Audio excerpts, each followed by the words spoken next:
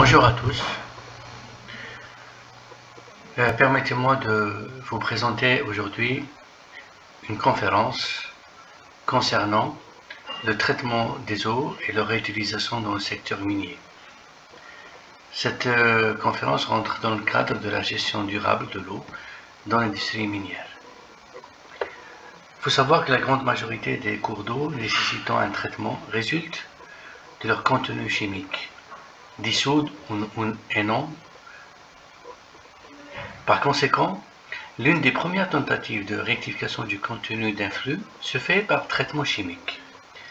Cela implique des ajustements du pH, l'oxydation ou la réduction des ingrédients, la désinfection, le lavage, la neutralisation des gaz, les odeurs, etc., la précipitation des ingrédients. D'autre part, il existe des flux qui ne peuvent pas être rendus réutilisables qu'en éliminant une partie des sels contenant via une filtration fine comme la micro, l'ultra, la nanofiltration ou l'osmose inverse ou par voie biologique.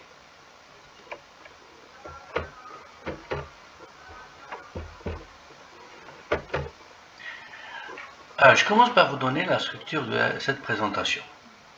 Tout d'abord, je vais commencer par vous introduire donc la problématique concernant l'importance du traitement de l'eau d'un point de vue environnemental d'une part, mais aussi d'un point de vue de la préservation de la ressource. Nous allons parler spécifiquement de la problématique des eaux usées dans le secteur minier, parce que c'est aussi considéré comme un secteur qui est certes pourvoyeur de richesses, mais aussi est un secteur qui consomme énormément d'eau, notamment dans certaines filières minières particulières. Nous allons parler des systèmes classiques de traitement des eaux usées miniers, mais aussi des traitements membranaires des eaux usées, c'est-à-dire des traitements, disons, des technologies propres, que ce soit par membrane ou bien par autres matériaux échangeurs d'ions. Et nous allons conclure rapidement cette présentation. Alors, le traitement des eaux usées est essentiel pour les applications minières. L'eau est utilisée dans le traitement des minerais pour récupérer les minéraux précieux du minerai, qui sont essentiels pour l'industrie minière. Cependant, l'utilisation de l'eau de cette manière provoque l'accumulation de contaminants minéraux et d'autres solides dans l'approvisionnement en eau du procédé. Cela conduit à des eaux usées contaminées qui ne peuvent pas être réutilisées ou renvoyées dans l'environnement en raison des problèmes de santé communautaire et de réglementation environnementale sans traitement. En tant que tel, les opérations minières ont besoin d'une source constante et fiable d'eau propre pour assurer le bon fonctionnement de l'entreprise. Le traitement de l'eau sur place avec des produits chimiques et des méthodes de filtration peut entraîner de nombreux avantages, notamment grande économie, contrôle total du processus de traitement et durabilité à long terme, la possibilité de réutiliser l'eau après traitement, récupération maximale de l'eau avec une solution en boucle fermée. Cela aussi est particulièrement vrai maintenant avec la demande accrue en certains éléments critiques tels que le lithium, tels que le cobalt, les terres rares et d'autres métaux qui sont utilisés dans l'électronique et le stockage de l'énergie. Les défis de l'eau et de l'énergie doivent être abordés de front pour s'assurer que cette demande est satisfaite grâce à des opérations minières rentables et économes en énergie. Malgré de nombreux avantages socio-économiques, l'héritage de l'exploitation minière est principalement associé à de nombreux impacts environnementaux tels que la dégradation des terres, les défis de l'élimination des déchets solides, la perte de biodiversité, le drainage acide, la pollution de l'air et de l'eau. Sans nul doute, personne ne peut ignorer l'intérêt ou le bénéfice apporté par une exploitation minière. Bien sûr, l'avantage réside d'abord dans les recettes générées et les profits, les taxes payées, mais aussi d'autres avantages comme ceux qui se rapportent à l'impact social, comme par exemple la création des postes d'emploi stables, directs et indirects, le désenclavement des sites reculés, la construction des routes et des infrastructures de proximité et d'autres impacts positifs, mais négatifs aussi, évidemment, qu'il faut confronter pour rendre le projet globalement rentable économiquement et accepté socialement, notamment vis-à-vis de son effet sur l'environnement. Un autre volet qui nous intéressera particulièrement aujourd'hui est celui de la ressource en eau et sa relation avec les projets miniers. Le prix à l'international de quelques produits miniers utiles subissent d'importantes fluctuations. Celles-ci dépendent en grande partie de plusieurs facteurs géostratégiques, mais aussi aux coûts de production qui comprennent les différentes charges, y compris celles qui sont en relation avec la source hydrique. À titre d'exemple, le prix des phosphates ont pratiquement doublé pour atteindre plus de 140 $ la tonne en décembre 2021 contre 70 en février 2020. De même, les prix du fer ont atteint un pic exceptionnel durant l'été 2021, très loin des valeurs normales, autour de 80 $ la tonne. Le zinc n'est pas à l'abri également de ces fluctuations des prix, comme le montre ce graphique. Pour ces exemples, la consommation d'eau moyenne reste importante. Par exemple, 1 mètre cube d'eau pour 1 tonne de fer produite. Dans les granulats, ce sont 2 mètres cubes par tonne qui sont utilisés. Les phosphates consomment quelque chose comme 5 mètres cubes par tonne de phosphate produit, bien sûr. Le zinc jusqu'à 12 mètres cubes par tonne. Le lithium, 45 mètres cubes par tonne. Et l'or, c'est 20 mètres cubes le kilogramme. Problématique des eaux usées dans le secteur minier.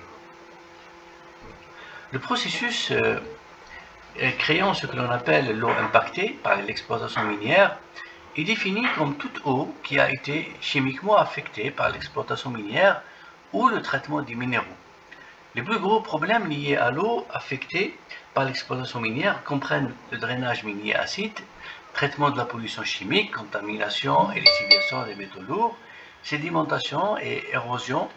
N'importe lequel de ces problèmes peut empêcher l'eau de respecter les normes réglementaires, obligeant ainsi les propriétaires à effectuer des traitements et l'élimination appropriée des contaminants existants dans l'eau. Sans un traitement adéquat des eaux usées, de nombreux problèmes liés à l'eau peuvent détruire l'efficacité du site minier. En effet, les eaux usées et les résidus miniers produits par l'industrie sont souvent très acides et riches en solides en suspension. Les problèmes qui persistent avec les applications minières non supervisées incluent l'écoulement acide du drainage minier, comme on l'a dit, des monticules, des résidus de pollution, des pollutions des eaux souterraines, déchets à haute salinité, empoisonnement de l'aquifère. Ces problèmes sont intensifiés par la présence de nombreux sites miniers dans les zones où l'approvisionnement en eau est déjà tendu, c'est-à-dire il y a présence déjà d'un stress hydrique. Les activités minières dans ces endroits dégradent davantage la rareté de l'eau douce qui est déjà présente. D'un point de vue environnemental et opérationnel, le meilleur plan d'action consiste à prévenir la pollution des sources d'eau externes et à réutiliser les eaux usées, de manière la plus sûre possible. Heureusement, avec des solutions avancées de traitement des eaux usées, il est possible de réutiliser les eaux usées pour l'exploitation minière, l'irrigation et même l'eau potable. Alors, 3 options se présentent dans les mines modernes où la gestion durable des ressources impose un contrôle in situ et en un temps réel des quantités et qualités des différents intrants. Soit, quand le système il est intégré, quand il est piloté intelligemment, les options qui peuvent se présenter, la première, c'est évidemment la réutilisation directe de la ressource si elle répond aux exigences du process. La deuxième option, s'il n'est pas possible de réutiliser directement, il faut d'abord traiter dans la mesure d'ajuster les paramètres de l'eau exigés par le procédé industriel. Et si cela s'avère encore inefficace, la dernière option, ça sera le rejet, bien sûr, avec le contrôle des normes environnementales.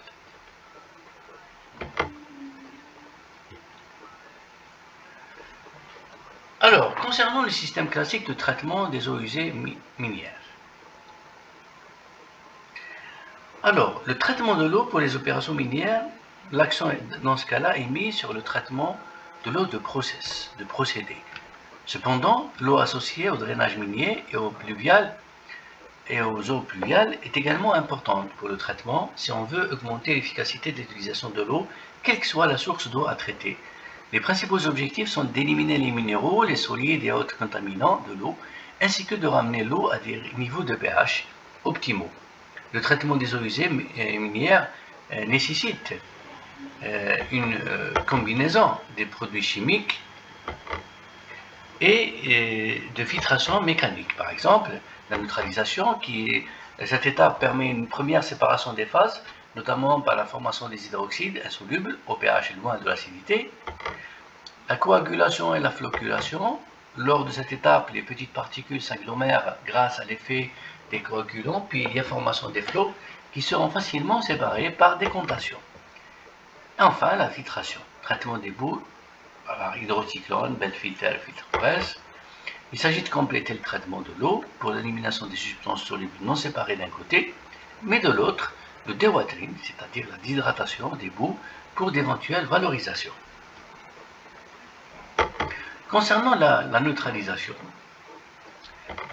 bien sûr là, on parle spécifiquement du drainage acide. Pour le drainage acide, ce triangle il illustre parfaitement les conditions de formation de drainage acide. Dans ce triangle, ou bien dans cette pyramide, la présence de l'air, de la pyrite, de l'eau et des bactéries spécifiques entraîne inéluctablement la formation du drainage acide, c'est-à-dire l'acide sulfurique.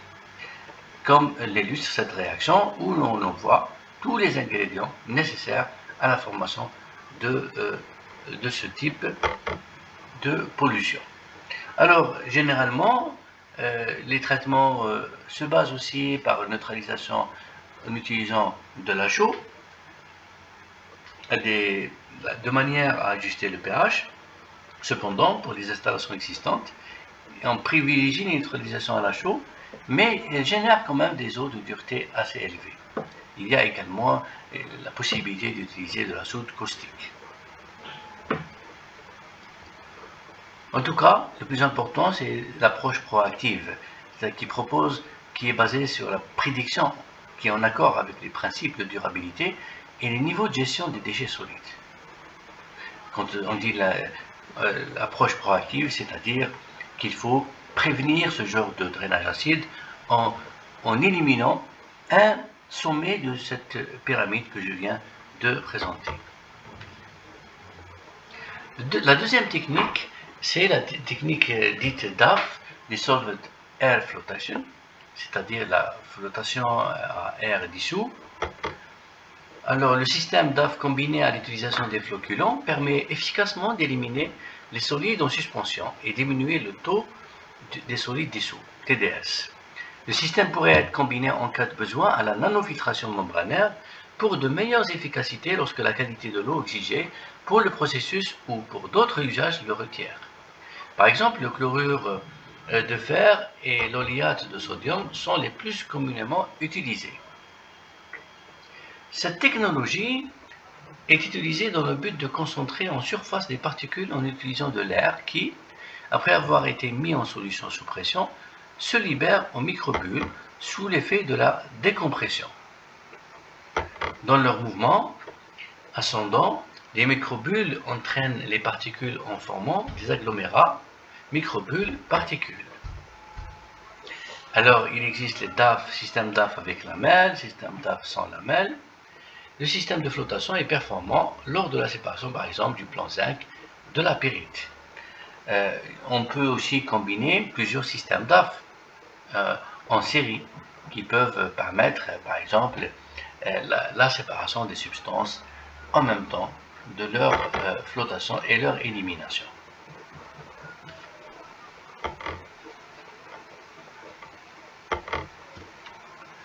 Enfin, la déshydratation des boues par filtre-presse. Lorsque les conditions de granulométrie et d'écoulement de la boue le permettent, l'utilisation du filtre-presse prend une place de choix dans le système de réduction des déchets liquides. De grandes quantités d'eau peuvent être récupérées et le gâteau final, sous sa forme solide, est disposé pour d'autres usages. La presse filtrante comprend généralement un châssis en acier avec un piston de fermeture hydraulique qui verrouille un paquet de plaques filtrantes. Une toile filtrante recouvre la grille de drainage et forme une chambre dans laquelle la boue d'alimentation est introduite sous pression. Au fur et à mesure que la chambre se remplit sous pression, le filtrage se déplace à travers la toile filtrante et sort de la grille par la grille de drainage de la plaque. Les solides sont piégés dans la chambre et constitués en un gâteau solide. Une pression de 30 bars, elle permet minimum récupération de 80% de l'eau. Malheureusement, l'inconvénient réside dans la nécessité d'engager des coûts d'investissement et d'exploitation élevés pour la maintenance, l'usure, le suivi de la courroie, etc. Maintenant, on passe au traitement membranaire des eaux usées. Le traitement membranaire, il se base sur une technologie dite propre qui permet, sans produit chimique, de séparer les substances sous le seul effet d'exclusion. Alors l'exclusion, elle peut s'opérer suivant plusieurs gradients. Ça peut être un gradient de pression, un gradient électrique, un gradient magnétique, un gradient de potentiel chimique, c'est-à-dire de différence de concentration, en tout état de cause. Différents paramètres convergent vers la séparation membranaire où on peut déjà illustrer la membrane comme étant un filtre poreux ou semi-poreux qui permet d'éliminer les substances suivant leur taille en premier lieu, suivant leur charge, suivant leur hydratation, suivant leurs propriétés, viscosité en solution. Donc la membrane, elle a une structure qui permet de filtrer des substances par rapport à d'autres. Généralement, dans les systèmes membranaires sous gradient de pression, on cite la microfiltration, l'ultrafiltration UF, la nanofiltration et l'osmose inverse. Alors pour ces systèmes membranaires, par exemple, la différence entre les différents systèmes, c'est la taille des pores. La taille des pores, par exemple, pour la microfiltration, jusqu'à 100 nanomètres. Elle peut laisser passer de l'eau, les ions monovalents, les ions multivalents, mais elle empêche le passage des solides en suspension. L'ultrafiltration, elle laisse passer les ions et l'eau, alors que la nanofiltration, elle ne permet le passage que des ions, que de l'eau et les ions monovalents, mais elle empêche le passage des ions multivalents comme les sulfates, les phosphates, etc. Sinon, l'osmose inverse ne laissera passer que de l'eau. Mais c'est comme ça, justement, qu'on peut séparer les différentes espèces. Dans ce graphique, on voit que l'osmose inverse est utilisée pour séparer les solides dissous. Elle utilise une séparation sélective basée sur les rayons ioniques et la charge moléculaire, tout en éliminant également les sels solubles non sélectifs à travers un film polymérique sous haute pression hydraulique. Par exemple, la pression transmembranaire en kilopascal pour la microfiltration, ou bien on peut la transformer en bar, c'est entre 1 et 2 bars. L'ultrafiltration entre 2 et 10 bars. La nanofiltration, elle atteint les 30 bars. L'osmose inverse, c'est entre 35 et 100 bars. La taille des pores, ainsi aussi, ils sont donnés à côté. Voici ce schéma qui montre la structure d'un film membranaire tubulaire, donc qui est encapsulé dans un tube de pression. Sous l'effet de la pression, l'osmose inverse, il permet la séparation entre l'eau et les sels dissous. Et voici un montage, un skid de membranes qu'on peut observer ici, par exemple des membranes d'osmose inverse, où il est possible d'augmenter la capacité en passant par exemple de 1 mètre cube par heure jusqu'à des centaines de milliers de mètres cubes par jour. L'autre technique membranaire, c'est l'électrodialyse. Celle-ci, elle se base sur le principe du champ électrique qui sépare une série de membranes alternées entre membranes échangeuses d'anions et membranes échangeuses de cations, où il peut y avoir séparation d'un côté les cations qui vont vers la cathode et les anions qui vont vers l'anode. Ce système, il utilise le courant électrique, mais il peut être aussi utilisé grâce à la photoélectrodialyse, c'est-à-dire une source lumineuse qui permet d'exciter les électrodes et de créer un champ électrique. Les résultats que nous avons déjà obtenus concernant les ions cuivre, plomb, nickel et argent montrent clairement que la photoélectrodialyse, c'est-à-dire de l'électrodialyse photonique, en présence de la lumière, les rendements sont nettement beaucoup plus importants en termes de flux. Aussi, ce système, il permet par exemple de concentrer les acides et les bases. L'acide chlorhydrique est 1000 fois plus fort que l'acide sulfurique. La présence des sulfates et du HCl permet de générer l'acide sulfurique ou d'assurer les besoins des usines par des acides. On peut donc in situ produire ces consommables et éviter les stockages. Alors, une autre technique, une autre technologie, disons, c'est l'électrodialyse inverse. C'est une technologie aussi de pointe. Elle combine une membrane et un courant électrique pour obtenir une qualité de l'eau de produits intermédiaires, c'est-à-dire entre 1000 et 2000 ppm. Et également de l'eau saumâtre pour l'eau de traitement ou l'eau potable. Le flux de l'eau et d'alimentation est aspiré à travers la membrane, puis un courant électrique est utilisé pour éliminer les anions et les cations, afin de produire un canal de traitement et un canal de saumure, les déchets. Les canaux sont inversés pour empêcher la formation de tartre sur le côté de saumure de la membrane. Le procédé est particulièrement efficace pour la dénitrification de l'eau.